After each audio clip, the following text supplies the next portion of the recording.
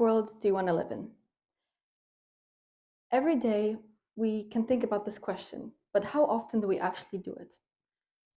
Daily, we are burdened with ever-increasing problems, such as climate change or microplastics, war, child labor, increasing misinformation, and so much more. This may seem quite overwhelming, but the moment we realize all these problems is when we have to ask ourselves, what can I do about it? See, only 48% of the world's youngest people, 18 to 29, decided to vote in 2023. The reasons why others didn't vote may resonate with some of you, such as not trusting politicians or believing that politics won't solve their problems. But what does this number really mean? It means that around 52% of the world's youngest demographic decided to give up their choice to choose their leader, to not decide about their future, to not shape the world they live in. You may be thinking, as a young person, we don't really have anything to say about the world around us. But this couldn't be further from the truth. Think about, for example, Malala, who was a normal girl just wanting to get an education, but won the Nobel Peace Prize at only 17. Or Greta, who at just 15 years old started the Fridays for Freedom protest, which spread across multiple countries, and maybe even you participated in them. They raised awareness about climate change, and these examples prove that we do have power, and don't let anyone take that away from you. For centuries, we have fought for the freedoms that we now have.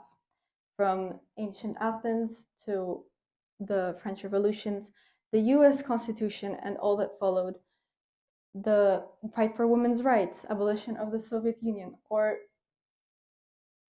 the establishment of organizations such as the United Nations, and so much more battles that have lasted ages and got us to where we are today.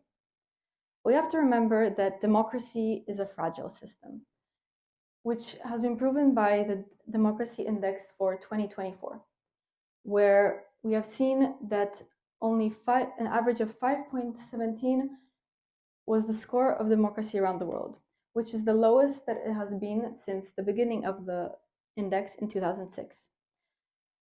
Another alarming information is that the full democracy can be only seen by less than 7% of the world's population, while over 70% of the world's population live in authoritarian rule. We also have 15% of the world's population living in hybrid regimes, which may seem like democracies, but aren't them truly. You may be thinking, what does this have to do with me? I won't be living in a country like that, which is why I want to turn to history and what it has taught us. During the first surge of democracies and their increase, they have been doubled to 21 in 1922. But a mere 20 years later, this number dropped to just 9 democracies due to the rise of fascism. We can see that when far-right movements have gained power, that countries have been straying away from democracies because they don't want to follow the democratic rule. For example, we have Hungary or Venezuela, where democracy wasn't lost overnight, but with time, with change of singular laws and a gradual change of leaders, people once heard that, don't worry, everything's going to be fine, until it wasn't. Is that the world you want to live in?